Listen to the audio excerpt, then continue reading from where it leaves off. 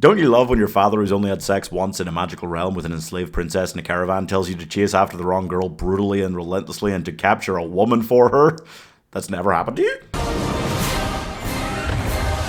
Hold me tight and think of home.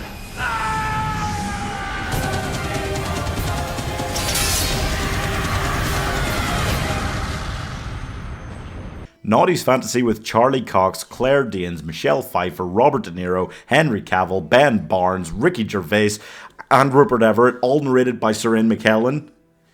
You don't know how good you monsters had it before Game of Thrones ruined the fantasy genre and made it bleak forever. Stardust is about Tristan, who is a massive simp living in England, but there's a wall, and if you go through a gap in the wall, you end up in a magical realm called Stormhold, where 7 brother princes have been searching for their missing sister and killing each other while their father lies dying for several years now. Also, Tristan is literally Matt Murdock without his game yet, and he manages to find the star only to realize it's a woman and it's Clairedanes, and she's immediately quite interested in him. The fallen star literally falls for him, and it takes him several days to go, maybe I should just be interested in her instead.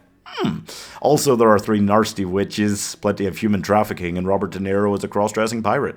This is one of the greatest films that has ever existed. Take Leonardo DiCaprio and Clairedanes and Romeo and Juliet and just burn it in the holy fires of this film's raging loins, because it is the true modern fairy tale of love. Not at all forbidden, they're just bordering on too awkward to ever actually tell each other. It's Charlie Cox showing all the game that he's got and how much he should have been an A-list actor right from this moment onwards. It's frustrating he's not. And just a bunch of other actors having so much fun. Clairedanes being wonderful, Mark Strong and Henry Cavill both serve so much content in this film. It's crazy. Matthew Vaughn. What a Chad. He directed this. Like, this man married Claudia Schiffer in 2002 when she was still at the height of, desirability. And this film, these sort of sensibilities about love, is why he managed to get her, okay? Also, he then made Kingsman. Like, it's just, what a guy. Man lit a magic candle meant to bring him to his mother, and it brought him to his one true love. Oedipus would have a field day. And then he finds the star, and he's like, the star's human, no problem. I'll still bring her as a present to my love. Human trafficking is no issue. There is just so much going on with this film. It's just infinitely rewatchable. My favorite film of all time is The Princess Bride, and I can confidently say that nobody this century has come this close to nailing the style of that. Just the charm of that, the way it talks about love so earnestly and yet manages to still be a comedy. No one has even come close. It is so reminiscent, this, of the kind of fun with fantasy that we seem to have forgotten how to have. It's just the last fantasy film that managed to be in that genre without either being ridiculously dark or ridiculously horny. I mean, it is kind of ridiculously horny, but not, like, fairy smut. That's all.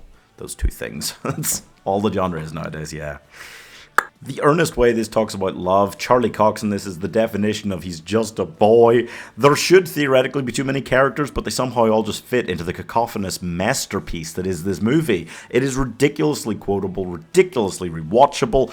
Ironically, it's filled with more rising stars than falling ones. I love it unconditionally, and the cheese of it just wouldn't be complete without Take That singing the final song, which I am only now realizing is something of a Matthew Vaughn tradition. Yeah.